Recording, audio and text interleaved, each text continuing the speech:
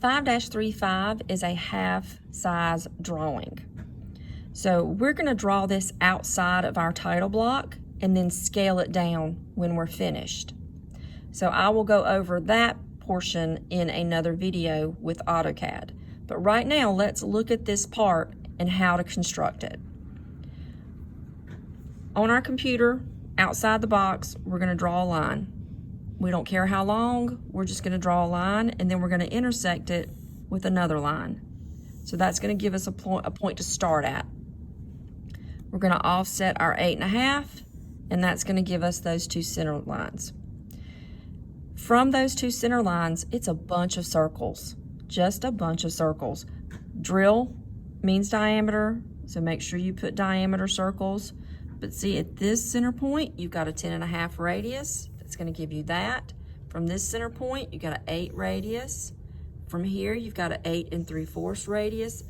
From this center point you make, you've got a 6 radius. So lots of circles everywhere. So let these circles just fall on top of each other so you'll have the correct points. Now, once you have these center points, this is a 1. That's a 1 all the way across. So this is going to be a 1-inch diameter.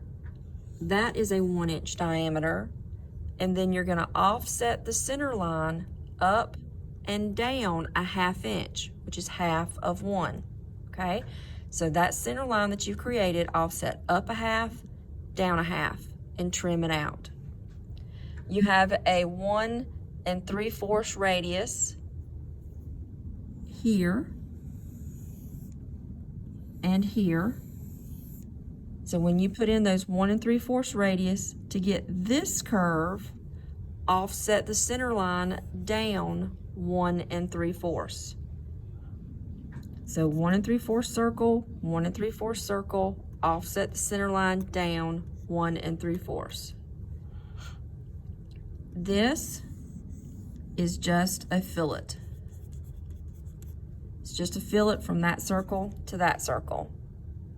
You can draw your lines in the bottom. Make sure that you clean up your center lines.